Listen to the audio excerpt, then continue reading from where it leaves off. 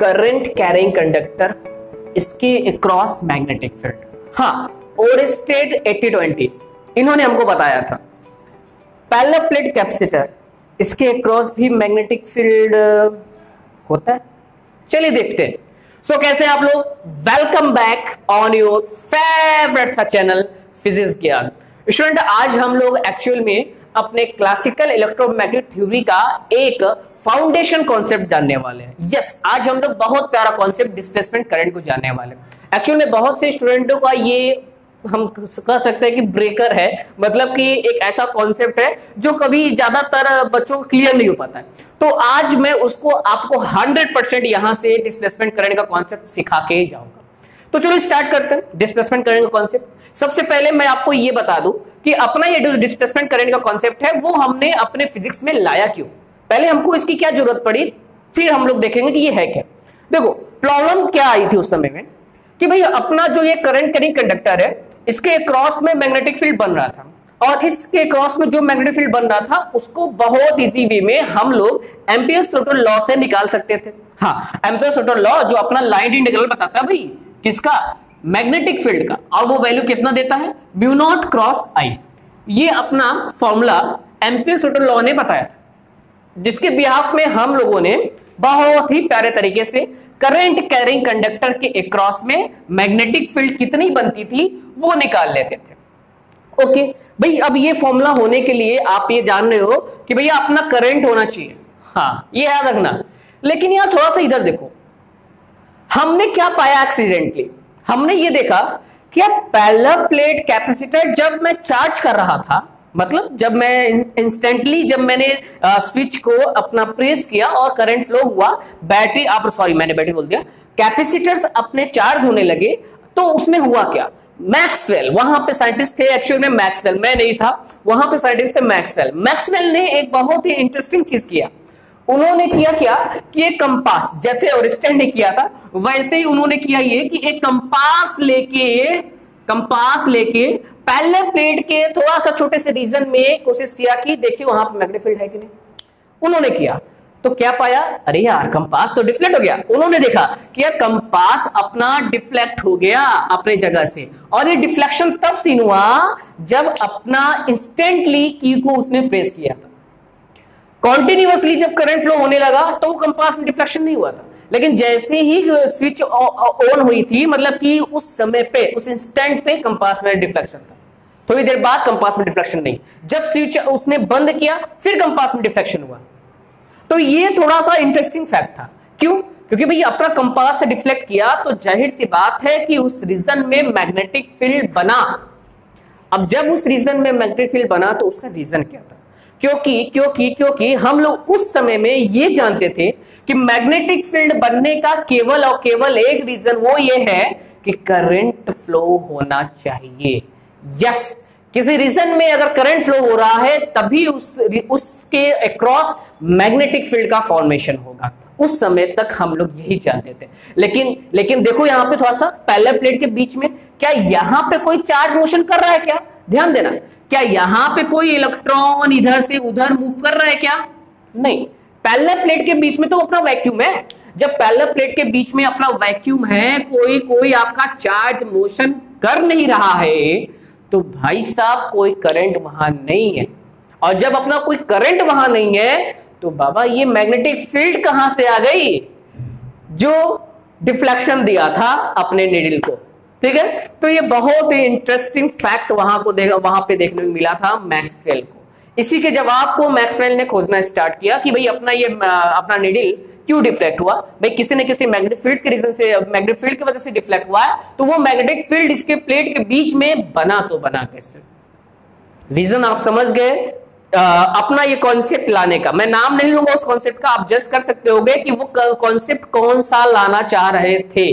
ठीक है, तो चलो थोड़ा स्टार्ट करते हैं अब अपने पॉइंट को, क्योंकि मैंने आपको वो आइडिया, बेसिक आइडिया बताया कि किस तरीके से हम लोगों ने ये जज किया कि भाई इसके अंदर कोई करंट नहीं है जो कि मैग्नेटिक फील्ड को बना सकता था, लेकिन एक मिस्टीरियस करंट उनके बीच में था जिसका नाम डिस्प्लेसमेंट करंट दिया गया था। किसने दिया? मैक्सवेल ने दिया। ध्यान देना, हमने क्या सीखा उसको, उस एक्सपेरिमेंट के बेसिस पे हमने ये सीखा कि अपना जो मैग्नेटिक फील्ड है, अपना जो मैग्नेटिक फील्ड है ये अपना करंट के वजह से बनता था, ये अपना करंट के वजह से बनता था, लेकिन एक्चुअल में करंट तो इसके बीच में था नहीं। तो कोई ना कोई एक चीज और है, एक चीज और है जो यहां पे बाकी है खोजना, और उसी के वजह से ही ये मैग्नेटिक फील्ड बन पा रहा होगा। और उसी कॉन्सेप्ट को हमने जब खोजा, जाना, तो एकदम पूरी तरीके से नाम दे दिया। मतलब कि एक छोटा सा बेबी जब जैसे ही बॉर्न होता है तो उसका नाम देते हैं, तो वैसे उसका बहुत प्यारा सा नाम दिया हम लोगों ने, डिस्प्लेसमेंट करंट। ठीक है, अब आ जाते हैं भाई अपना, आप डिस्प्लेसमेंट करंट का मैंने की फैक्टर की आइडिया बता दिया कि अपना ये की आइडिया क्या था। अब थोड़ा सा देख लेते हैं कि अपना ये डिस्प्लेसमेंट करंट है क्या। ओके, चलो, तो ये फिगर थोड़ा सा आपको यूज होगा, तो ये फिगर आप अपने कॉपी में बना लेना। अभी देखो ध्यान से, देखो भाई साहब, हमने क्या किया कि जैसे ही ये की अपना स्विच ऑन हुआ था, मतलब कि अपना ये की जब प्रेस हुआ था, जैसे ही करंट फ्लो होना स्टार्ट हुआ था, मतलब जैसे ही ये प्लेट चार्ज होना स्टार्ट हुआ था, तो वैसे ही मैग्नेटिक फील्ड बना था। लेकिन वो मैग्नेटिक फील्ड से पहले जो बना वहां पे, उस मैग्नेटिक फील्ड से पहले भाई अपना तो ये चार्ज एक्यूमुलेट हुआ, मतलब कि यहाँ पे चार्ज आपके आने लगे। जब यहाँ चार्ज आए होंगे तो इस रीजन में इलेक्ट्रिक फील्ड, क्योंकि चार्ज आया तो इलेक्ट्रिक फील्ड लाया, और उस इलेक्ट्रिक फील्ड की वैल्यू उस रीजन में क्या हुई, चेंज हुई। पहले तो 0 थी लेकिन चेंज हुई। मतलब मैं बोलना चाह रहा हूं इलेक्ट्रिक फ्लक्स, इलेक्ट्रिक फ्लक्स का कॉन्सेप्ट यहां पे इंट्रोड्यूस हुआ, वो भी चेंज इन इलेक्ट्रिक फ्लक्स। ध्यान देना मैं क्या कहने जा रहा हूं। दोनों प्लेट के बीच में जो इलेक्ट्रिक फील्ड है, वो इलेक्ट्रिक फील्ड कितनी होगी, मैं यहां पे लिख रहा हूं, क्या लिख रहा हूं, electric field due to parallel plate is sigma upon में एप्सिलॉन नॉट। ये अपना इलेक्ट्रिक फील्ड है पैरेलल प्लेट के बीच में, ये हम लोग सब जानते हैं, ये अपना इलेक्ट्रिक फील्ड है। अब ये जो अपना इलेक्ट्रिक फील्ड आया हुआ है is equal to epsilon naught upon में सिग्मा अपॉन में एप्सिलॉन नॉट। इस इलेक्ट्रिक फील्ड का यूज देखना जरा सा, हम लोग क्या करने वाले हैं, इसमें हम लोग ये थोड़ा सा ऐसा एक्सप्रेशन बनाएंगे, Q अपॉन में A अपॉन में एप्सिलॉन नॉट। क्या मैं ऐसा कर सकता हूं? बिल्कुल कर सकता हूं, इसमें कोई डाउट ही नहीं है आपको करने का। और जब हमने ऐसा किया तो Q अपॉन में A एप्सिलॉन नॉट, कुछ इस तरीके का एक्सप्रेशन आपको नजर आया। सर ये एक्सप्रेशन आपने क्यों लाया, इसका यूज क्या है, इस एक्सप्रेशन का मेजर यूज क्या है, अभी पता चल जाएगा, जरा सा सब्र करो। इस एक्सप्रेशन को आप इक्वेशन नंबर फर्स्ट बोल दो। अब ध्यान देना, इलेक्ट्रिक फील्ड की वैल्यू हम लोगों ने ये देखी, जिस इलेक्ट्रिक फील्ड की वैल्यू हम लोग तुम्हारे सामने यहां लिख चुके हैं। अभी आप ये बताओ, इससे अगर आपको मैं कहूं कि चार्ज की वैल्यू निकालो, तो क्या चार्ज की वैल्यू आपकी ये हो सकती है, epsilon not A multiply by E। ध्यान देना मैं क्या लिख रहा हूं, एप्सिलॉन नॉट A अपॉन में epsilon not A multiply by E। क्या ये आपकी इलेक्ट्रिक फील्ड की चार्ज की वैल्यू हो सकती है? हाँ बिल्कुल हो सकती है। अब इस चार्ज की वैल्यू को बेसिकली मैं अपने बेसिक फॉर्मूला में यूज करूंगा, जो कॉन्सेप्ट था इलेक्ट्रिक करंट का, जो क्या था मैं यहां पे लिख रहा हूं, ध्यान देना, I is equal to D Q upon में डी टी।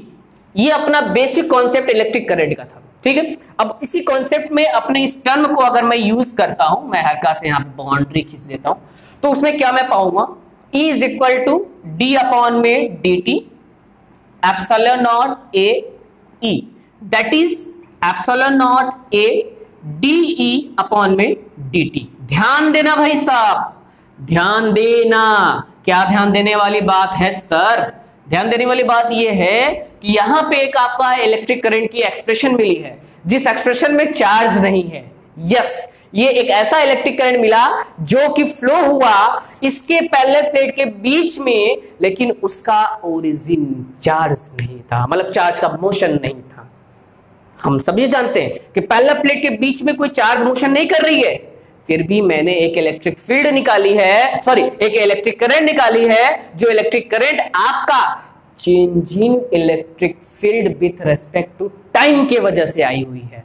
यस, इसके प्लेट के बीच में इलेक्ट्रिक फील्ड की वैल्यू चेंज हुई, जिसके वजह से एक इलेक्ट्रिक करंट जो कि मिस्टीरियस था, और उसी इलेक्ट्रिक करंट को ही हम लोगों ने नाम दिया था बहुत ही प्यारे तरीके से डिस्प्लेसमेंट करंट।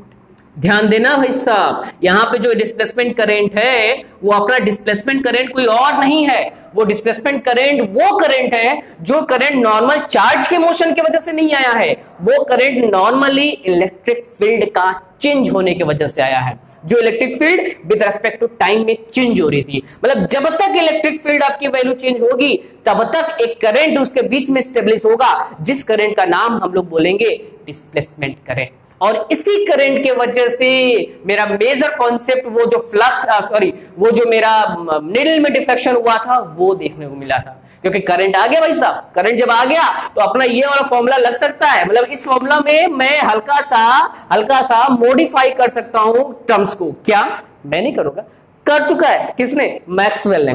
और मैक्सवेल ने मॉडिफाइड करके बस इसके आगे क्या बोल दिया कि भाई साहब केवल करंट ही नहीं, एक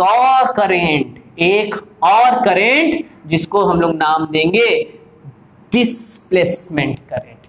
ध्यान देना, डिस्प्लेसमेंट करंट वो करंट हो गया जो करंट आपका चेंज इन इलेक्ट्रिक फील्ड की वजह से आई है, या तो मैं ऐसे बोलूं चेंज इन इलेक्ट्रिक फील्ड है, ठीक है कोई बात नहीं। अब एक बात बताओ, इलेक्ट्रिक फ्लक्स जानते हो, इलेक्ट्रिक फ्लक्स में क्या बोला आपने, E multiply by area. E मतलब electric field multiply by area. अब जब इलेक्ट्रिक फ्लक्स का कॉन्सेप्ट जान रहे हो तो क्या मैं डिस्प्लेसमेंट करंट को ये भी नहीं लिख सकता हूं? सर क्या सर, बोल दो, ID इज इक्वल टू, ये देखो, epsilon naught multiply by D phi E upon में dt। यस, क्या मैं इस चीज को यहां पे मेंशन नहीं कर सकता क्या? यस मैं कर सकता हूं, मतलब मैं यहां पे आप लिख दे रहा हूं where ID is equal to epsilon naught D psi E upon में dt। बहुत ही मोटे अक्षरों में आप भी लिख लेना, क्योंकि मैं अब शॉर्ट फॉर्म में डेफिनेशन बनाने वाला हूं कि डिस्प्लेसमेंट करंट आपका वो करंट हो गया जो करंट आपका चेंज इन इलेक्ट्रिक फ्लक्स के वजह से देखने को मिलता है।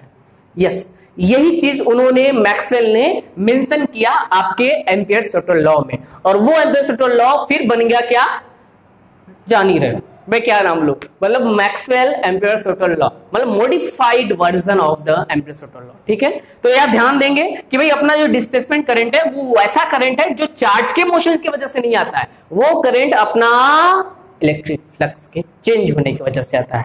और यही एक बेसिक कॉन्सेप्ट बन जाता है अपने क्लासिकल इलेक्ट्रोमैग्नेटिक थ्योरी का। सो डिस्प्लेसमेंट करंट का मैंने आपको कॉन्सेप्ट बताया, अभी इतना कॉन्सेप्ट आप डिस्प्लेसमेंट करंट का रखिए, फिर मैं अभी नेक्स्ट लेक्चर में और भी कुछ इंटरेस्टिंग बातों को लेके आ रहा हूं। घर पे रहिए, सेफ रहिए, पढ़ते रहिए, और अगर सब्सक्राइब नहीं किया है तो जल्दी सब्सक्राइब कर लो, क्योंकि नेक्स्ट वाला वीडियो बहुत इंटरेस्टिंग आने वाला है, मिस मत कर देना। Thank you everyone.